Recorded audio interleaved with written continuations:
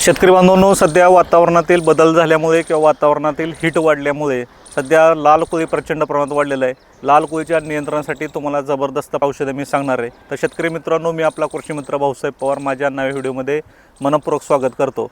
शेतकरी बांधवांनो, सध्या वातावरणातील बदल असतील किंवा वातावरणातील चढ उतार असतील, अशामुळे वातावरणात हीट वाढलेली आहे आणि हीटमुळे लाल कोळी प्रचंड प्रमाणात वाढलेलं आहे आणि लाल कोळी वाढल्यामुळे पानातला रस लाल कोळीने सकिंग केल्यामुळे त्या ठिकाणी फुलगळ होत आहे आणि फुलगळ झाल्यामुळे त्या ठिकाणी आपल्या उत्पादन आणि उत्पन्न त्या ठिकाणी निश्चितपणे परिणाम होणार आहे।